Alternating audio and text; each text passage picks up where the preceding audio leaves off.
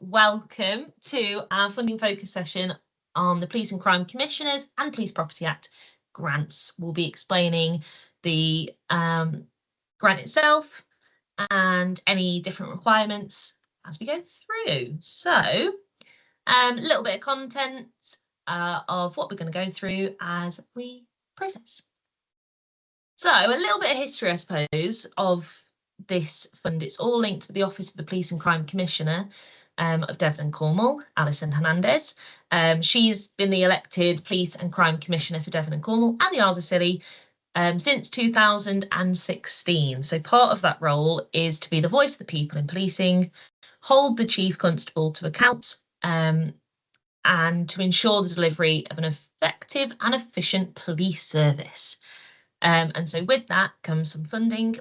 And again, we've now got a second part of the funding that has been made available from the police property regulations, which is statutory requirement to deal with the money and other property which comes to the possession of the police in connection to criminal charges and any money handed in by the members of the public. So both have had the same aim this time, so they've been brought together.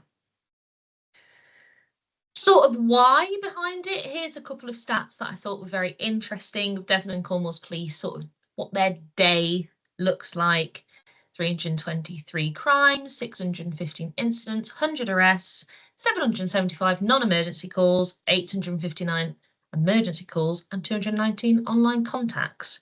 So probably a place that thinks, oh, Devon and Cornwall, no crime there, it's just rural. It's actually, there's a lot that happens within our counties. And then here is, I suppose, the Police and Crime Commissioners' 4 pillars of focus, their priorities: antisocial behaviour, drugs and alcohol, serious violence and theft. And so each round of this funding will focus on different elements of those pillars. And actually this time it's theft. And it's this top box here, tackling theft and shoplifting on our high street. So actually the priority of retail theft, because it's been increasing quite heavily in both counties. So the theme this sort of round is that prevention and reduction of burglary and shoplifting.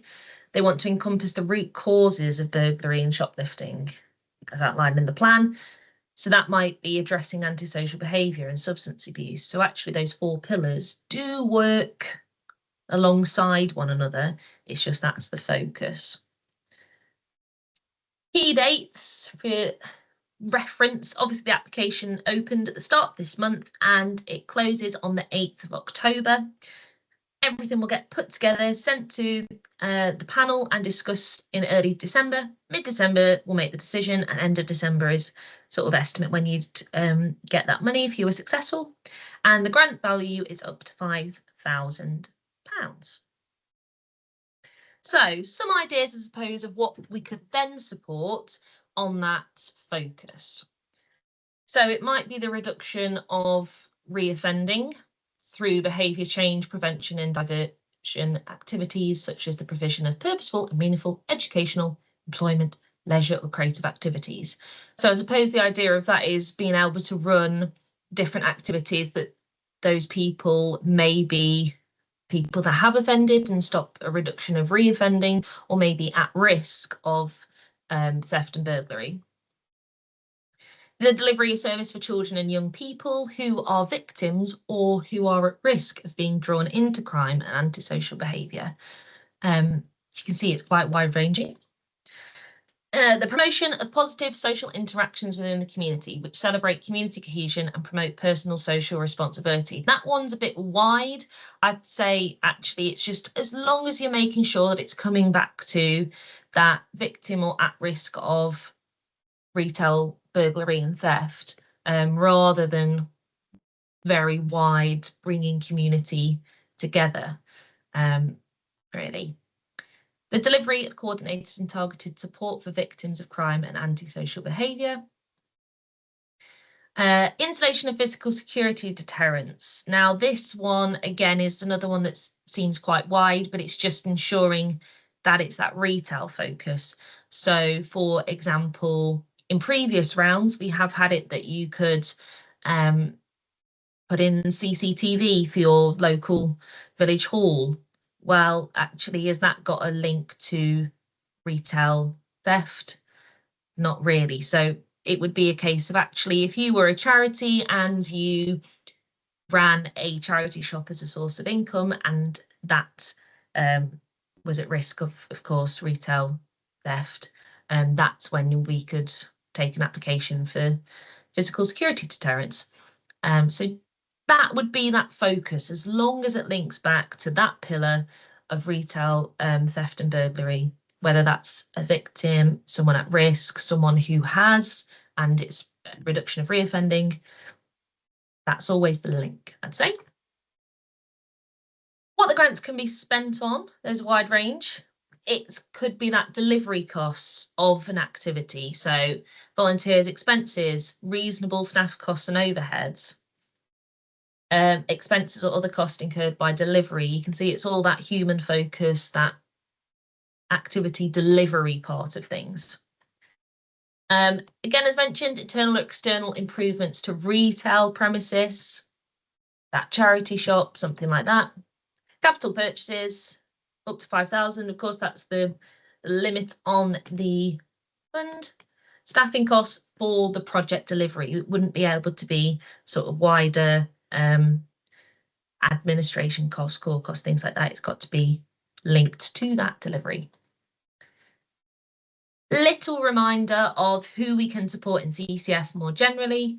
So you'd need a recognised governing document, whether that's a constitution, articles of association. We ask for a minimum of 3 unrelated members on your committee, trustees, directors. All details are registered where they need to be. So if you're a charity, charity commissions, CIC, company's house, things like that.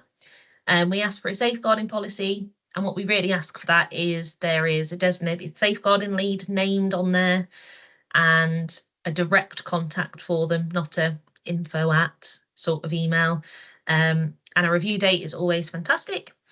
We ask for a bank account in the organisation's name, which requires 2 unrelated signatories, and a bank statement dated within the last 3 months, majorly so we can see those different bank details, sort code, and such. Probably worth mentioning now who we cannot support in case this falls in any of yours organisations. Projects or activities outside of Cornwall and Wales are silly. The Cornwall Community Foundation for a reason. Individuals, commercial profit-making organisations, contribution to endowments. If you're a statutory or public sector, there are different ways around that. For example, we can't support schools, but we can support PTAs, purely because we're a charity and not set up for those statutory funding organisations. For political causes, projects intended to influence people's religious choices. Example there, we support many churches because they are community spaces, but if it was to then influence someone's religious beliefs, that's when we couldn't. Projects that have already happened, we can't fund retrospective grants, so make sure this project you're thinking of you haven't already gone and spent money and said, here's the receipts, can you pay? Regional offices and national bodies that do not benefit local people. Organisations whose beneficiaries are not people, but for example, things like Hooks Foundation, we can support because they, yes, support animals, but in that it's that equine therapy and that link to the human community, I suppose. So just making sure that your beneficiaries are also people. Grant making organisations or fundraisers. So if you're trying to disperse money from CCF. Free reserves, and something really important, I think, to highlight, especially as we run many rounds of this funding, is please ensure any outstanding end of grant reports have been completed and returned, because that will just lengthen the process and mean that we have to follow up and gather that beforehand. If you're starting on, it's all clean and all done, that would be fantastic. Probably a few things to just finish with what's important focuses for this fund is it's really important there's that clear breakdown of costs. You can imagine we are working with public money really, and we want to make sure that that cost is broken down as accurately as possible, and really just ensures less questions afterwards. Measurable impacts is a huge one, because actually it wants to be making clear that you're not overstretching the amount of people that you could be working with, and it's been thought of in a way that you know how to measure it. So actually, what are the project's benefits and outcomes? How will your project add value? How will you measure its success? It's something really important to consider at the start of the journey, so you're not ended up at the end thinking, right, how can we show we did what we said we would? That retail focus, difficult sometimes because we are in areas that have less obviously retailed spaces sometimes, but just ensuring that that's something that leads the way. And we were supposed thinking of collaboration, and it doesn't necessarily mean that you would have to be working with another charity. It's actually, how could you be signposting to other services? How are you working with perhaps the police force in the area to add that value, to help measure and things like that. So it's not just thrown to the wind that, yes, we think this group of people are at risk of crime. Actually, how can you work together?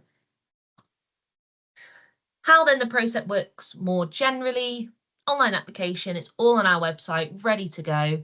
8th of October again is that deadline. So you complete your application and it gets sent to one of our assessors. We've got Lisa here today, who is the grants officer for this fund. So it would, in this case, get sent to Lisa, and either Lisa herself would assess it or some external assessors.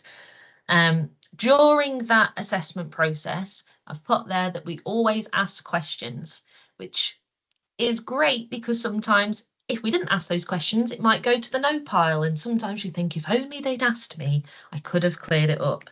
And in this case, there probably will be quite a few questions, because we have got to be very diligent of how we process this. You know, it's for the police and crime commissioner. So during that period, I always say, make yourself available. There's nothing worse when we send an email and don't get any email back for a very long time, because it will just lengthen the process for you. So just make sure you're available. It'll always be via email. Here's some questions, either email back or when would be a good time to have a phone call about it. And it just allows that greater detail that sometimes the form won't allow. They all get gathered up, we make our assessments, and it goes to a panel who will then discuss and go, okay, out of those 20, we can fund those 18, and you're informed of the decision. We will always try, actually, if it has been unsuccessful, to try and help elsewhere where we can. Hopefully you've been successful though, the grant's received, fantastic. We usually say a year process, and then at the end of that year, you get your end of grant report that's really important to complete. Here's a quick look at the form itself. So general info, big one there of the 100 words to describe the aims of your organisation. Then we go into project details. Again, they're the other two important questions: how will you spend the grant, and the needs and disadvantages your project will address. Then it goes the impact, that final big word question, I suppose, the positive changes that it will make, and then inform us how you've reached a total number of beneficiaries. So how would you be looking at measuring that impact? Final bit, project budget, make sure you're clear with the breakdown. And that's all the form is. So just making sure those words count, I'd say. If you do need support through that process, you can book a one-to-one support session with me. We can look through the application. You can ask any further questions. And also after the process, you can ask for feedback, and we can look together actually what were the large points. Sign up to our newsletter. That's a great way to keep in touch. Join a workshop, which you've done. Fabulous. or I also run some drop-ins. I suppose before we move on to questions, Lisa, anything I've missed? Anything you'd highlight from your perspective? Yeah, some of the common things that we tend to find when we're doing our assessments is the project dates. So just make sure when you're putting the project date, it will be after December, and the project can run for a complete 12 months. Like I say, also to be realistic with the people that you're going to support. So it's sort of like the quality of the programme rather than the quantity of people. So sort of like really look at how many people are you going to be reaching out to and supporting throughout your projects. And like Shannon said, as the assessors, there's only so many sort of words that you can put into your application. So on this particular fund, we will be asking sort of like further probing questions. So it might be sort of like questions around the referral process. So how have you identified these people? How are they coming into you on those types of things? Yeah, and like I say, sort of like the collaboration. So with the police, have you got any sort of like facts and figures to why you're actually running this project? So yeah, it's really coming up with the true measures of how will it be successful as well. Fabulous. Right, I will move on to any questions from the group.